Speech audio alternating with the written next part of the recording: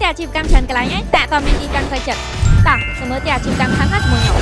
តែអាជីវកម្មនេះគឺមានកម្ពស់រហូតដល់4ជាន់យើងមាន4បន្ទប់ទេនិង7បន្ទប់ទឹកចំពោះទំហំផ្ទះវិញគឺមានរហូតដល់5ម៉ែត្រគុណនឹង17ម៉ែត្រនៅសល់មុខផ្ទះ7ម៉ែត្រនិងក្រោយផ្ទះ3ម៉ែត្រផ្ទះនេះមិនមែនគ្រាន់តែជាផ្ទះអាជីវកម្មដែលអាចបើកអាជីវកម្មបានតែមួយមុខទេថែមទាំងអាចស្នាក់នៅបានថែមទៀតផងជាពិសេសចំពោះទីតាំងផ្ទះអាជីវកម្មនេះដែរគឺស្ថិតនៅក្នុងតំបន់កោះនរាដែលជាតំបន់ដែលកំពុងតែរីកចម្រើនខ្លាំងក្នុងការបើកអាជីវកម្មគ្រប់ប្រភេទនិងជាតំបន់កំសាន្តដ៏ទាក់ទាញមួយក្នុងក្រុងភ្នំពេញចំពោះបងដែលខកខានទិញគម្រោងទី1របស់ OCIC ខាងកោះនរាបងអាចមកសិក្សាទាក់ទងជាមួយនឹងអាជីវកម្ម Townhouse នេះបានដោយសារឥឡូវនេះយើងកំពុងតែមាន promotion ផ្ដល់ជូនការបង់អត់អស់ការប្រាក់រយៈពេលវែងនិងបង់មុនត្រឹមតែ 5% តែប៉ុណ្ណោះ